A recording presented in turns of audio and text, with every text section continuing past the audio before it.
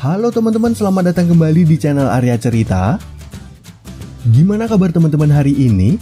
Semoga teman-teman dan keluarga selalu dalam kondisi yang sehat ya. Di video kali ini, admin mau nyeritain film yang berjudul The Dove. Film ini menceritakan tentang seorang siswi SMA yang baru mengetahui kalau dirinya adalah seorang dove atau sosok teman yang gendut dan jelek. Nah, sebenarnya sosok dove ini tidak diartikan secara fisik, melainkan sebuah sebutan bagi orang-orang yang kurang populer di kalangan teman-temannya. Namun sebutan itu tetap aja membuat siswi ini menjadi insecure dan ingin merubah pandangan teman-teman di sekolah terhadap dirinya. Nah, kira-kira seperti apakah cerita lengkap dari kisah siswi SMA ini? Yuk langsung aja kita simak alur cerita filmnya. Cerita film ini dimulai dari sebuah SMA di mana ada siswi cantik bernama Jess yang hobi merancang busana. Kemudian ada Casey yang hobi bermain bola dan sekaligus seorang hacker. Lalu yang terakhir pemeran utama di film ini bernama Bianca yang hobi menonton film dan merupakan siswi pandai di sekolah. Dalam pertemanan mereka, Jess dan Casey selalu aja mendapat perhatian dari orang-orang karena mereka berpenampilan menarik. Dan sayangnya hal itu nggak berlaku bagi Bianca yang selalu dicuekin oleh teman-teman maupun guru mereka.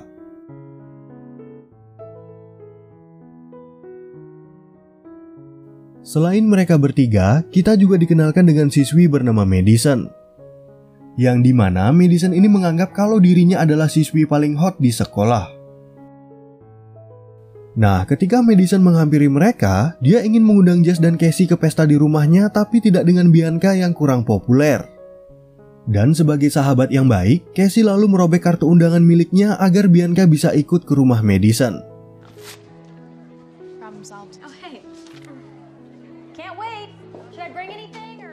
Kemudian saat di sebuah kelas, guru mereka yang bernama Arthur ingin meminta satu siswa untuk membuat artikel tentang makna dari pesta reuni di sekolah. Namun karena nggak ada satu siswa pun yang mau, Arthur akhirnya menunjuk Bianca secara sepihak.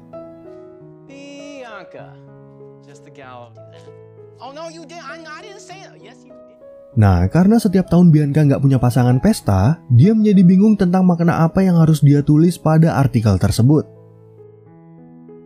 Sebenarnya Bianca naksir dengan salah satu siswa bernama Toby, tapi dia nggak pernah berhasil mengajaknya berbicara akibat gugup.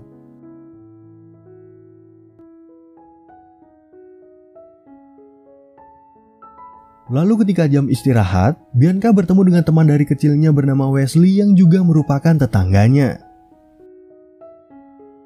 Ceritanya, Wesley ini adalah kapten dari tim football di sekolah dan membuatnya menjadi siswa yang paling populer. Nah, karena memiliki wajah yang good looking, si Wesley ini pernah berpacaran dengan Madison yang udah ribuan kali putus nyambung.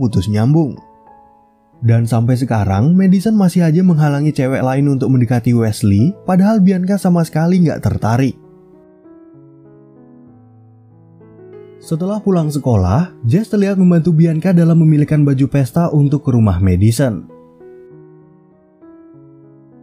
Namun Bianca nggak terbiasa memakai baju seperti mereka dan memilih memakai kostum andalannya setiap kali mengikuti pesta. Gak lama kemudian, tiba-tiba datang ibu Bianca bernama Dottie yang ceritanya pernah stres gara-gara bercerai dari ayah Bianca. Dan ketika dia udah bisa menerima kenyataan, Dottie malah sukses menjadi motivator bagi orang-orang yang mengalami depresi.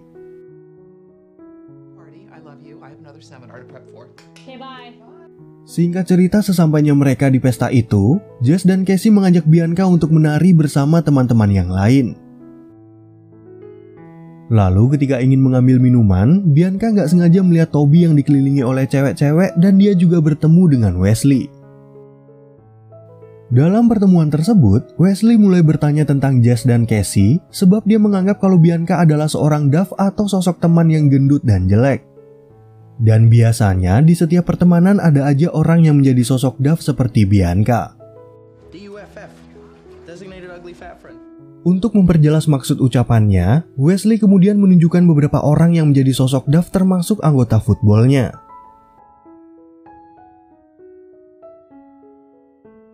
Namun Wesley nggak menganggap kalau Duff ini sebagai teman yang buruk rupa, melainkan orang yang kurang populer dan menjadi sumber info bagi teman-temannya yang good looking. Nah, karena Bianca masih bingung, Wesley mulai memberikan contoh lain tentang seberapa banyak laki-laki yang menanyakan soal Jess dan Casey dalam satu hari. Dan saat Bianca udah mengerti penjelasan itu, dia menjadi tersinggung pada Wesley dan pergi dari rumah Madison. Lalu sesampainya di rumah, Bianca nggak bisa berhenti memikirkan penjelasan dari Wesley barusan. Dan saking penasarannya, Bianca sampai mencari tahu kebenaran tentang sosok Duff di internet yang membuatnya semakin kesal.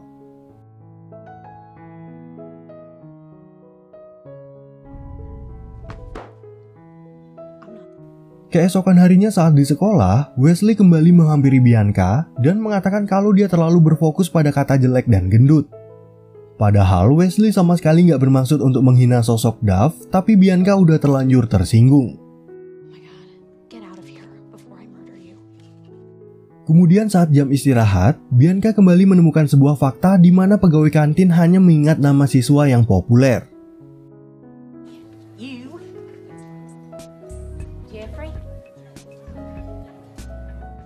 Selain itu, orang-orang di sekolah juga hanya menyapa Jess dan Casey, padahal dia ada di samping mereka.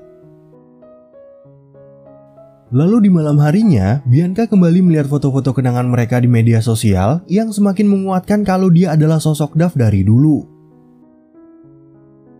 Tentu aja hal itu membuat Bianca merasa depresi dan menjadi marah karena menganggap Jess dan Casey sengaja menjadikannya sosok Duff. Di saat mereka bertiga lagi bersama, Bianca yang merasa marah langsung menuduh kalau Jess dan Casey udah membuatnya menjadi sosok Duff.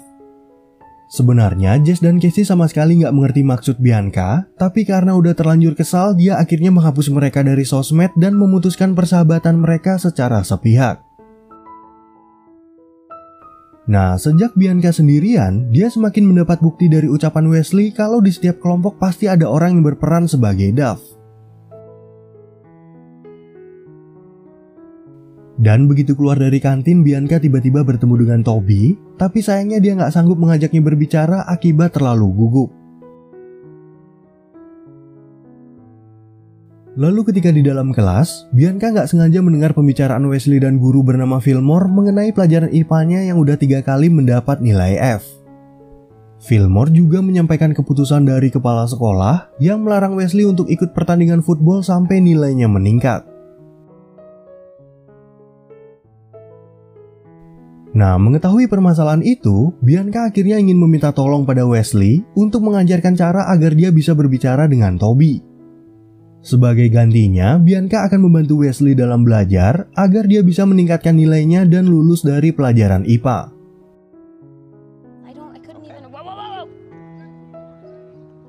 Singkat cerita, beberapa hari kemudian, Wesley akhirnya mengajak Bianca ke sebuah mall untuk memperbaiki penampilannya. Wesley juga meminta Bianca untuk mencoba beberapa pakaian yang udah dia pilih sambil merekamnya.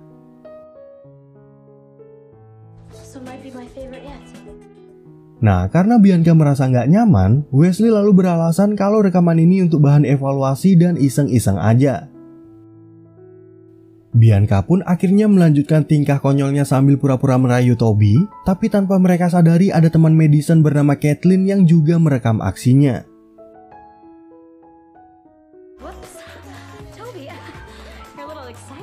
Nah, setelah selesai merekam Bianca, Kathleen segera memberitahu tentang kejadian ini pada Madison yang kebetulan juga ada di mall ini. Di sisi lain, Bianca tiba-tiba melihat sebuah gaun hitam pada manekin dan tampaknya dia menginginkan gaun tersebut. Lalu ketika mereka makan siang, Wesley yang tahu kalau Bianca kesulitan berbicara pada Toby, menyuruhnya untuk belajar menyapa seorang pria dan meminta nomor HP-nya. Namun begitu Bianca mempraktekkan apa yang dikatakan oleh Wesley, pria itu malah mengira kalau Bianca lagi membuat konten prank seperti di YouTube.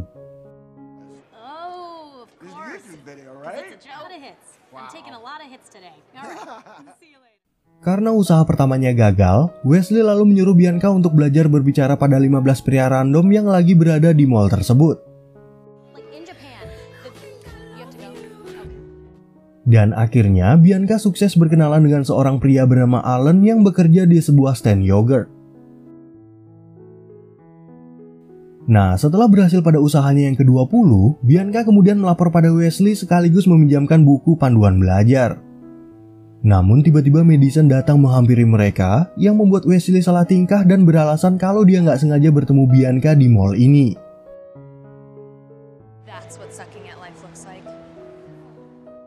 Keesokan harinya saat di sekolah, Bianca tiba-tiba mendapat notif di media sosial tentang aksi konyolnya di mall kemarin.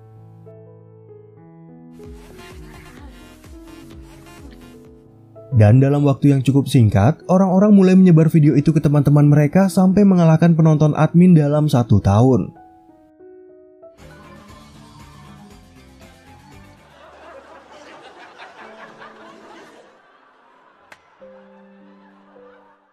Nah, ternyata kedua sahabat Bianca juga melihat video tersebut sehingga Jess yang merasa kasihan meminta Casey untuk menghapusnya dari YouTube. Di sisi lain, kepala sekolah yang juga mengetahui penyebaran video itu menjadi cemas kalau murid-muridnya mulai melakukan pembulian lewat internet.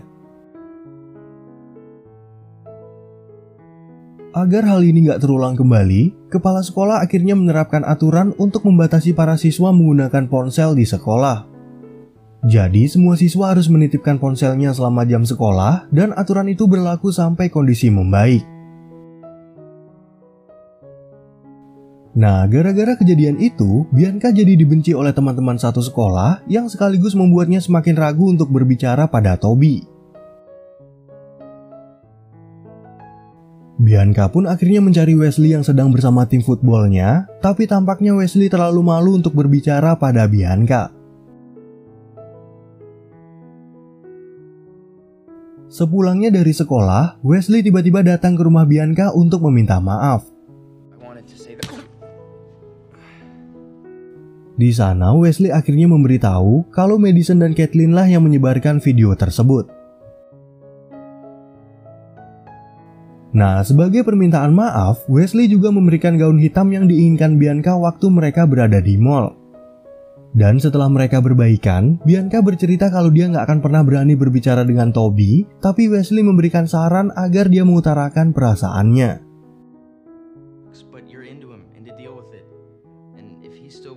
Keesokan harinya saat di sekolah, Bianca akhirnya memberanikan diri untuk berbicara dengan Toby dan mengaku kalau dia menyukainya. Ternyata Toby nggak merasa ilfil pada video yang udah tersebar, dan dengan mudahnya Bianca berhasil mengajak Toby untuk berkencan.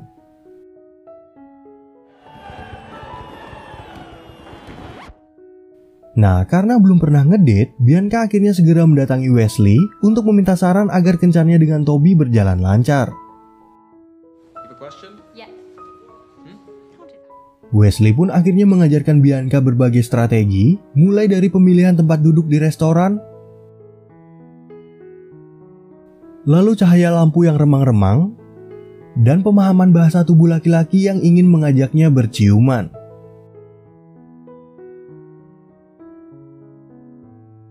Singkat cerita, saat pulang sekolah, Bianca yang datang ke rumah Wesley nggak sengaja mendengar pertengkaran dari kedua orang tuanya. Dan untuk menghiburnya, Bianca lalu mengajak Wesley ke sebuah tempat yang biasa dia kunjungi saat ingin menyendiri. Tapi ketika mereka curhat tentang masalah masing-masing, tiba-tiba Wesley mencium bibir Bianca secara spontan.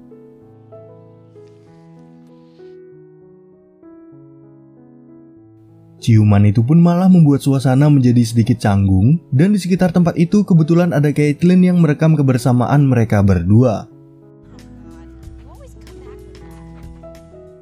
Keesokan paginya saat di sekolah, Madison tiba-tiba memperlihatkan video Bianca yang ditolak oleh beberapa pria ketika berada di mall.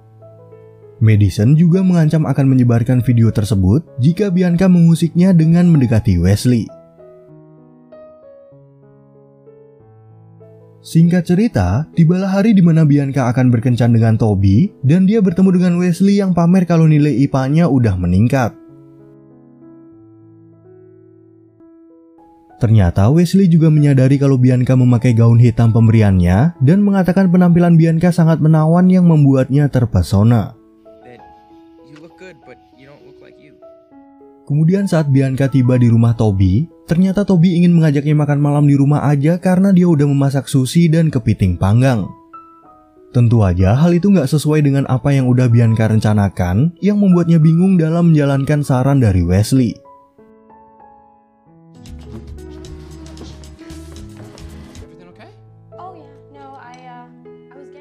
Nah, begitu mereka mulai makan, Bianca menjadi heran kenapa masakan Toby bisa mirip seperti makanan di restoran.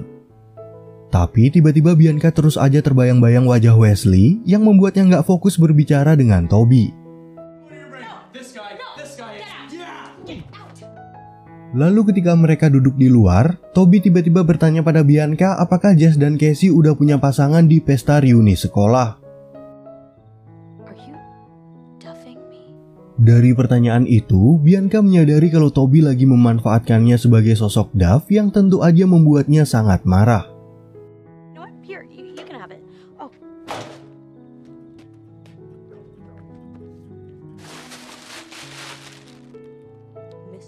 Di saat dia akan pulang, Bianca mencoba menelpon Wesley untuk curhat, tapi malah tersambung pada pesan suara. Dan begitu Bianca ingin menenangkan diri di tempat biasanya, ternyata di sana udah ada Wesley yang lagi berpacaran dengan Madison.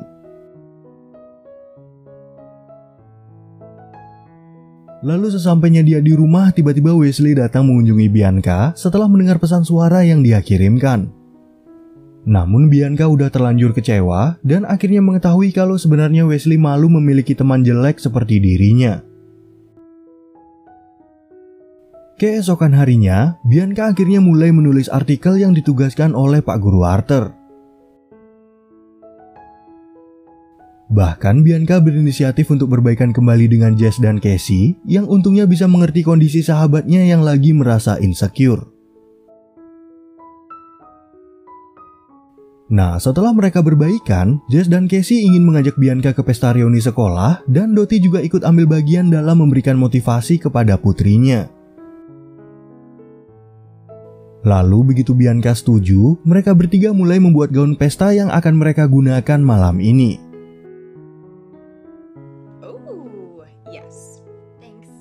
Oke, adegan kemudian beralih ke sekolah, di mana Wesley merasa bosan melihat tingkah Madison yang hanya peduli pada penghargaan Ratu Pesta. Gak lama kemudian, Wesley dikejutkan oleh kemunculan Bianca yang datang ke pesta itu bersama kedua sahabatnya. Nah, karena merasa pede dengan penampilannya, Bianca lalu menghampiri Wesley untuk meminta maaf soal ucapannya tempo hari dan mengatakan kalau dia menyukainya. Madison yang melihatnya pun langsung mengancam kalau dia akan menyebarkan video kemarin, tapi Bianca nggak takut lagi pada hal sepele macam itu karena dia menyukai dirinya sendiri apa adanya.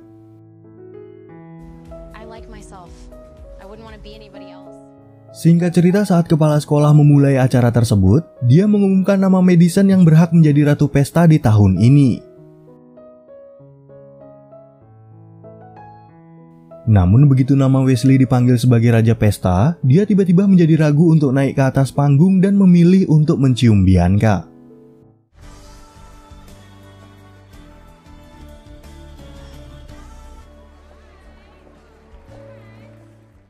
Keesokan harinya, artikel Bianca tentang pesta reuni sekolah dan sosok Duff ternyata menjadi bacaan yang menarik bagi para siswa.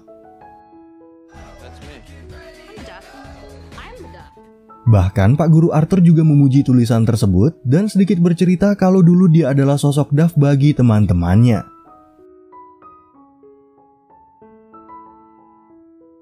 Nah, akhirnya sejak hari itu, hubungan Bianca dan Wesley menjadi lebih mesra karena mereka adalah pasangan kekasih yang jaraknya 5 langkah dari rumah. Dan adegan tadi juga sekaligus menutup cerita film ini dengan happy ending. Oke teman-teman, sekian ya perjumpaan kita di video kali ini. Admin juga mengucapin terima kasih buat teman-teman yang udah nonton dan sampai jumpa di video yang berikutnya.